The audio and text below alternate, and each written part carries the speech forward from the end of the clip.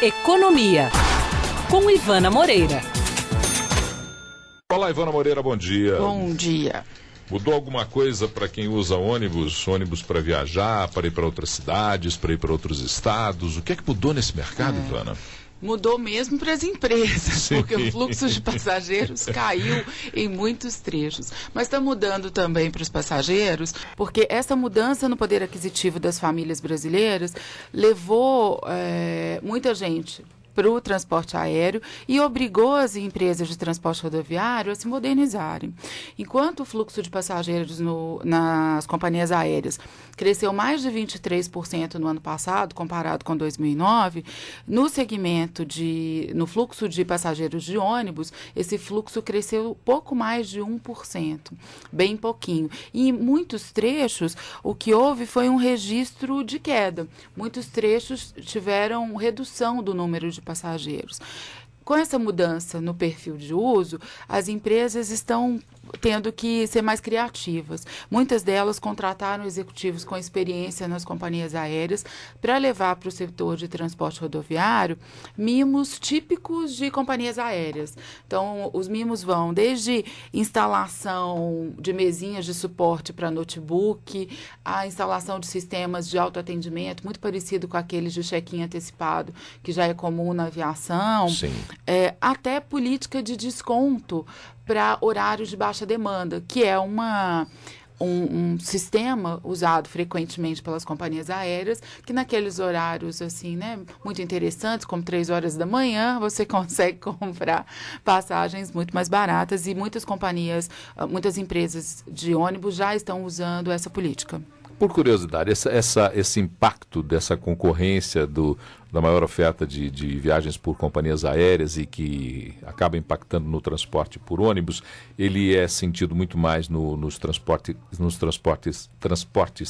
interestaduais ou também nos intermunicipais? Não, claro que a maior queda é justamente nesses segmentos, nos segmentos entre capitais, Sim. onde a concorrência com as aéreas ficou mais forte. Por exemplo, um trecho que registrou queda foi o trecho Rio de Janeiro-São Paulo, a ponte tradicional, né? A ponte rodoviária teve um declínio no volume de passageiros de 4%.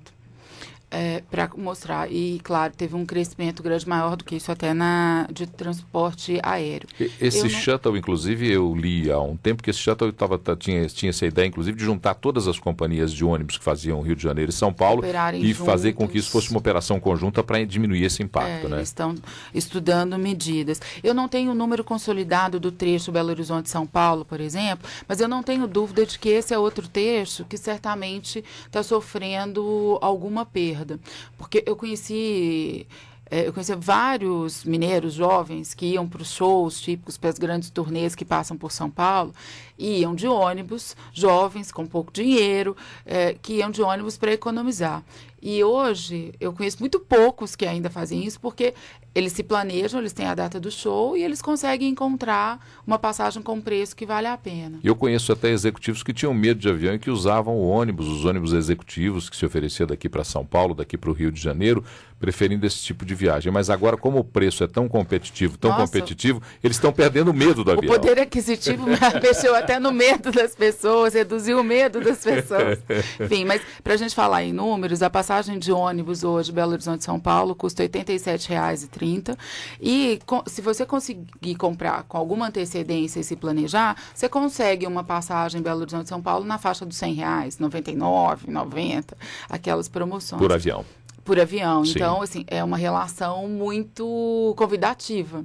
Então, certamente esse é um trecho que sofreu queda. Um dia desse eu estava conversando com um colega jornalista da área econômica também, e a gente estava se fazendo essa pergunta, como estavam os números no transporte rodoviário, e pensando até num trecho, assim, quem ainda ia de ônibus de Belo Horizonte para Fortaleza, por exemplo, uma viagem de quase 2 dias, com preços tão em conta e divididos divididos no cartão ali, divididos sem juros, não sei quantas vezes, disponível para todo mundo.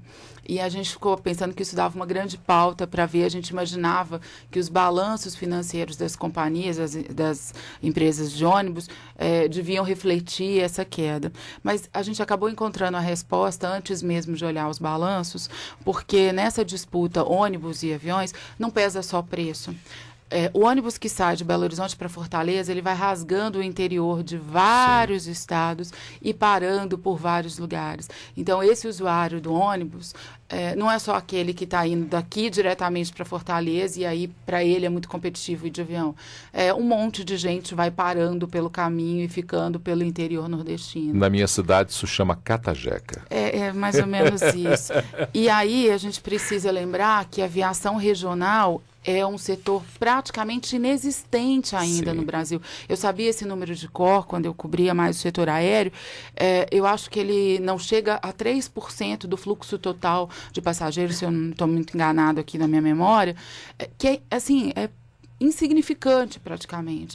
Cidades turísticas como Araxá, no interior de Minas, sofrem imensamente com a falta de ligação aérea para os grandes centros. Assim, não tem possibilidade de um voo direto para São Paulo, por exemplo. Isso foi um dos fatores que desestimulou já duas grandes redes hoteleiras a manter o grande hotel. Exatamente. Assim, apesar toda aquela oferta super bacana em Araxá e toda a fama nacional que Araxá tem, não consegue desenvolver o turismo como poderia, justamente pela falta de ligação aérea. Então, enquanto a aviação regional for essa realidade, que não liga o interior do país, num país das dimensões do Brasil, vai ter mercado de sobra para as empresas de ônibus, e aí os donos das companhias das empresas rodoviárias não precisam ficar preocupados. Eles poderão dormir tranquilos essa noite e almoçar terão muito mercado.